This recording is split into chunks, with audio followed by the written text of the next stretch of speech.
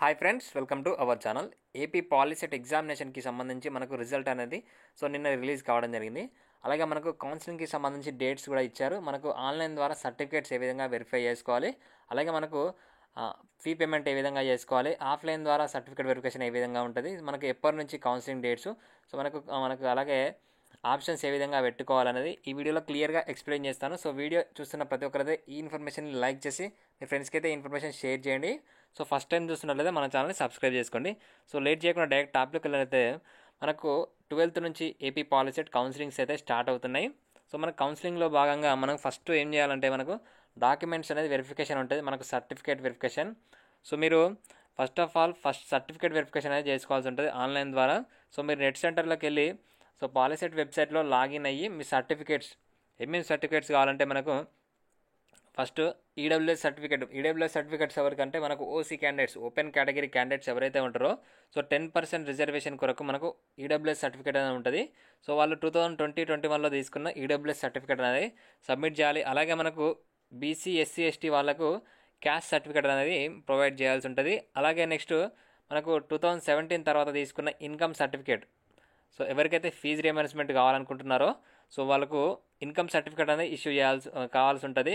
అదే ఎప్పుడంటే మనకు 2017 తర్వాత మనకు వచ్చిన ఇన్కమ్ సర్టిఫికేట్ అనేది ప్రొవైడ్ చేయాలి. అలాగే మనకు రీజన్ ఆఫ్ స్టడీ సర్టిఫికేట్స్, మనకు స్టడీ డీటెయిల్స్ అంటే మనకు 6th నుంచి 10th క్లాస్ వరకు ఎక్కడ చదివారో సో మనకు వాటికి సంబంధించి స్టడీ సర్టిఫికేట్స్ అనేది ప్రొవైడ్ చేయాలి.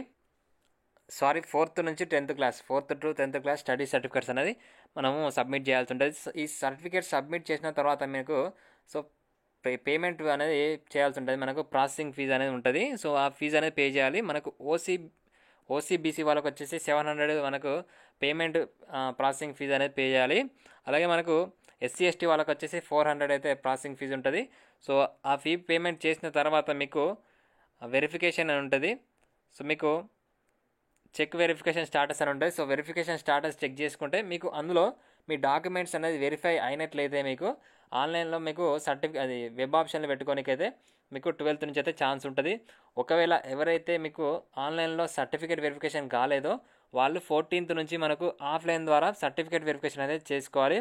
సో ఆ సర్టిఫికేట్ వెరిఫికేషన్ ఏ విధంగా చేసుకోవాలంటే సో మీకు దగ్గరలో ఉన్న హెల్ప్ లైన్ సెంటర్లకు వెళ్ళి మీరు సర్టిఫికేట్ వెరిఫికేషన్ అనేది చేసుకోవాలి. సో ఇది ఎవరైతే ఆన్లైన్ ద్వారా సర్టిఫికేట్స్ వెరిఫై కాలేదో, ఒకవేళ ఆన్లైన్లో వెరిఫైడ్ అని వస్తే మీకు సర్టిఫికేట్ వెరిఫై అని వస్తే candidates is eligible for exercising options అని మీకు చూపిస్తుంది. ఎవరికైతే candidate is eligible for exercising options అని చూపించలేదో సో వాళ్ళైతే ఆఫ్లైన్ ద్వారా 14th రోజున వాళ్ళు సర్టిఫికేట్ వెరిఫికేషన్ అనేది చేసుకోవాలి. మనకు చూసుకున్నట్లయితే ఇక్కడ సో మనకి ఇక్కడ 14th నుంచి మనకు మనకు ఆఫ్లైన్ ద్వారా సర్టిఫికేట్ వెరిఫికేషన్ అయితే జరుగుతుంది. సో 14th రోజు మనకు ఫస్ట్ ర్యాంక్ నుంచి 9000 ర్యాంక్ వరకు వాళ్ళు మనకు సర్టిఫికేట్ వెరిఫికేషన్ అనేది చేసుకోవాల్సి ఉంటుంది. అలాగే 15th రోజు 9001 నుంచి 24,000 మధ్యలో ఉన్న వాళ్ళు సర్టిఫికేట్ వెరిఫికేషన్ అనేది చేసుకోవాలి, ఎవరైతే మనకు ఆన్లైన్లో వెరిఫై కాలేదో వాళ్ళు. సో నెక్స్ట్ 16th రోజున 24,001 నుంచి 42,000 మధ్యలో ఉన్న వాళ్ళు చేసుకోవాలి. అలాగే 17th రోజు 42,001 నుంచి సో అప్ టు ఎంతవరకు ర్యాంక్ ఉంటే ఎంతవరకు మనకు వెరిఫికేషన్ అనేది చేసుకోవాలి. సో మీరు దగ్గరలో ఉన్న ఆన్లైన్ సెంటర్ ఎక్కడ ఉన్నదని మీరు చెక్ చేసుకోవాలంటే మీకు వాటికి సంబంధించి ఇప్పుడు డీటెయిల్స్ అనేది ఇప్పుడు ఇస్తాను. సో మనకు ఆఫ్లైన్లో సర్టిఫికేట్ వెరిఫికేషన్కి సంబంధించి హెల్ప్ లైన్ సెంటర్లకు వివరాలు ఇక్కడ ఉన్నాయి. మీరు దీని ఒక స్క్రీన్ షాట్ అయితే తీసుకోండి. మనకు 18th హెల్ప్ లైన్ సెంటర్స్ అయితే ఇక్కడ ప్రొవైడ్ చేయడం జరిగింది. సో ఈ డిస్టిక్ వైజ్గా మనకు ఏ గౌట్ కాలేజ్లో వాటికి సంబంధించి హెల్ప్ లైన్ సెంటర్స్ నేమ్ కూడా ఇవ్వడం జరిగింది. సో మీరు చెక్ చేసుకోండి, దీని ఒక స్క్రీన్ షాట్ అయితే తీసుకోండి. సో మనకు ఎవరైతే ఆన్లైన్ ద్వారా సర్టిఫికేట్స్ అనేది వెరిఫై అయిపోయాయో సో వాళ్ళు 12th నుంచి మనకు 18th వరకు అయితే సో మనకు ఆన్లైన్ ద్వారా ఆప్షన్స్ అనేది పెట్టుకోవచ్చు. మనకు సెంటర్ ఆప్షన్స్, మనకు కాలేజ్ ఆప్షన్స్ అయితే పెట్టుకోవచ్చు. సో మనకు 18th వరకు అయితే ఛాన్స్ అయితే ఇచ్చారు. మనకు ఫస్ట్ ర్యాంక్ నుంచి లాస్ట్ ర్యాంక్ వరకు ఎవరైతే 12th రోజున కంప్లీట్ అయిపోతే మీకు వెంటనే మీకు లాగిన్ ఐడి, పాస్వర్డ్ అనేది ప్రొవైడ్ చేయడం జరుగుతుంది. సో అక్కడ మీరు డైరెక్ట్గా మళ్ళీ పాలిసెట్ వెబ్సైట్లోకి వెళ్ళేసి మీరు ఆప్షన్స్ అనేది పెట్టుకోవాల్సి ఉంటుంది. సో మనకు 18th రోజు కంప్లీట్ అయిపోయిన తర్వాత 20th రోజున మనకు అలాట్మెంట్ అయితే జరుగుతుంది, సీట్ అలాట్మెంట్.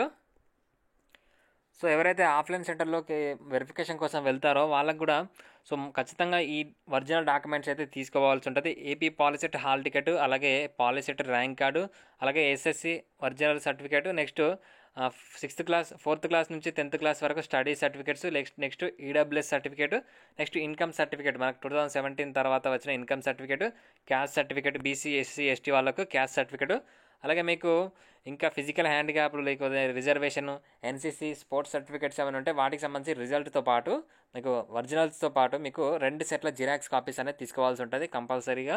సో ఇదన్నమాట ఐసెట్ పాలిసెట్కి సంబంధించి డీటెయిల్ మనకు ఏ విధంగా మనకు కౌన్సిలింగ్ అనేది అటెండ్ కావాలనేది. సో మీకు ఇంకా ఏమైనా డౌట్స్ ఉంటే సో కింద కామెంట్ సెక్షన్లో మెన్షన్ చేయండి. తప్పకుండా ఈ వీడియోని అయితే మీ ఫ్రెండ్స్కి అయితే షేర్ చేయండి. సో ఇదన్నమాట ఇవాళ అప్డేట్. ఇలాంటి అప్డేట్స్ కోసం మన ఛానల్ని ఇప్పుడే సబ్స్క్రైబ్ చేసుకోండి. Thank you very much.